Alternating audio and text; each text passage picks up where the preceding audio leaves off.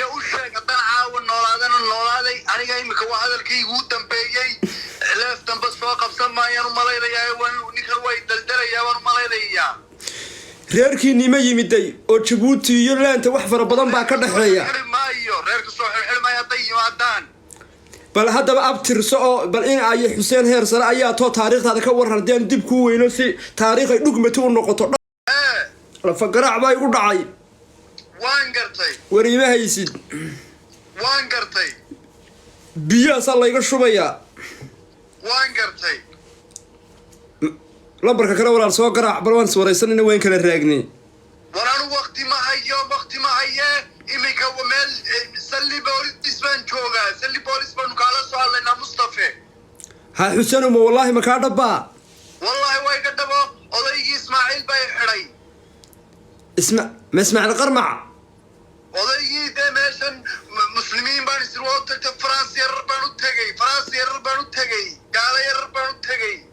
waar Ismaaciil ka ku xiray makii aan hadda makii Djibouti Djibouti oo alaabtii uu kula dekada kala ma soo baxi kartid oo markaa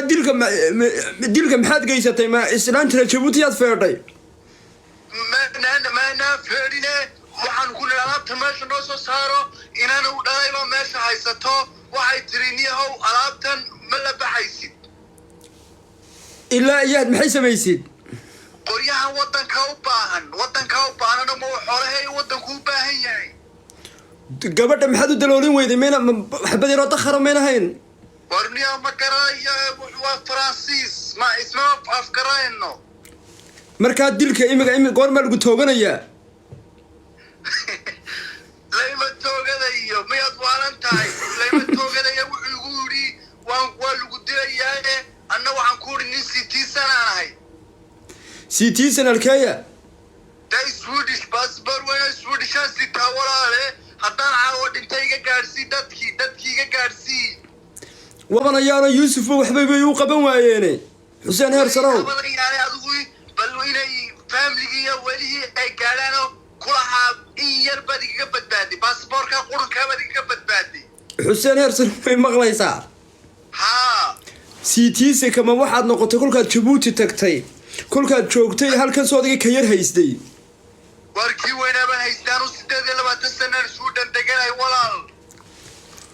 maalinba ma gabadh baad markaa carmalaad ka dhigaysaa meeday gabadhii ugu dambeysay ku siiyeyna warniya maanta naftayba qilqil ka jirto naag ma rabnaanu ku nidhi xagaad naga dhaafsantay naag caawa ma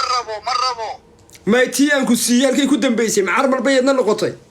deeni ameel caadahayn lambarba noomaad soo dirin adeer waxaan naagtii Suudaan joogtay noomaad soo dirin war Xuseen Heersare saaxiib ilaahaga ka baq wallahi billahi inaad ii soo dirin oo miyaan iloobay wallahi walaali ma soo dirin alla way daroolin lahaa laakiin dawaaniga dhimadaya maxaan darooliyaa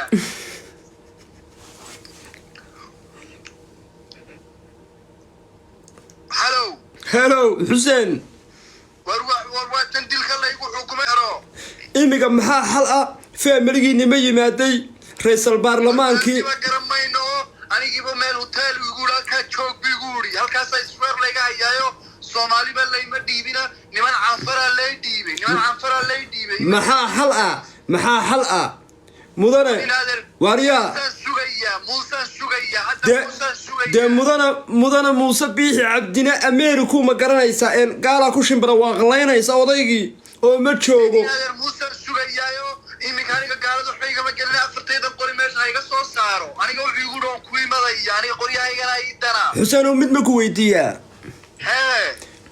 ka Somalilandarka ee Djibouti lagu handaraabo miyuu Muuse u walwalaa u baadid goona mise Muuse i'tiraaf buu doonaa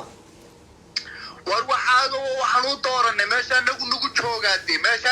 joogaa naga dooranay waynu mid walba u dacwoodaa walaal de muxuu dacwoodaa in adduunku layna i'tiraafuu doonay war aniga u sheeg haddaan caawa noolaaday aniga imika waa hadalkaygu u dambeeyey leef dambe soo qabsan maayaan u malaynayaa ninkan way daldalayaa waan u malaynayaa reerkiinii ma yimiday oo Djibouti iyo laanta wax fara badan baa ka dhaxeeya maayo reerka soo xilmay haday yimaadaan bal haddaba abtirso oo bal in ay Xuseen Heersare ayaa too taariikhda ka warardeen dib ku weyno si taariikh ay dhugmato u noqoto حسين هير سري ولا يدها باين عليستي سهير سرا ولا يدها sug waryaada anoon idinku codsan inaad wax duubtaan ayaad ninkan waa la haystaa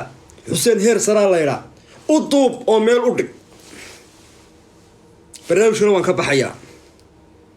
may maqlaysaa ramadu may hayaysaa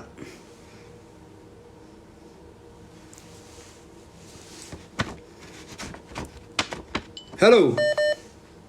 مصطفى محمد دقدقه صدر دارك كنغا قور koolkaa badanoo wallaahi bay iga tahay inaanan kugu durin way u hayd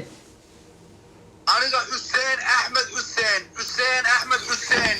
اباي هير سرا لا يدها wuxuu wadanka Sweden soo galay 7 imisaa kula dhashay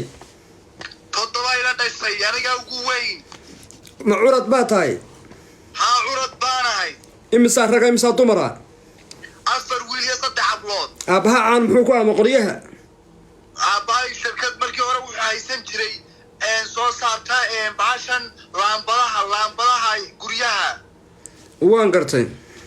marka xagga Stockholm buu deganaa imika wuxuu degan yahay dhinacan buu u dhaxeeyaa Malmo iyo Tabori waan gartay marka xaggaas imika jooga muddo imika 7 sano wuxuu gurayay qoryaha hadda Ilaahay oo naxariistay Allah oo naxariisto haddaad caawad haadii noqoto haddaan dhinto hanti waxaan hayaa oo akoonkayga ku jira lacag fiican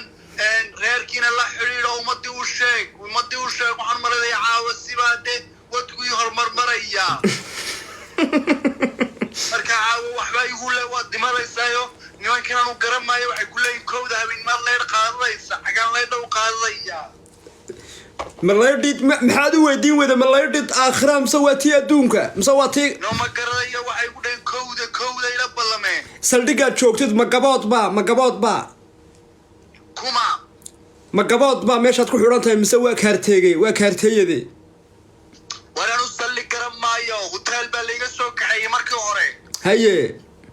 hotelkii horta shalay baan madaxtooyada layga casumay oo yaa ku macsuumay naagta u dhalay ismaaciil haa iyada dadkii gaarsii oo barnaamijka duuba haddaad doontaanoo haddaan ninkaa dhinto aniga Jabuuti bay disay France yarro gaalaabaan u tagayo qoryahaygana ku socdaan yaa ku dhaxlaya reerkii nimgaal ku jooga heer sare sawiraad leedahayna lama arage duubitaan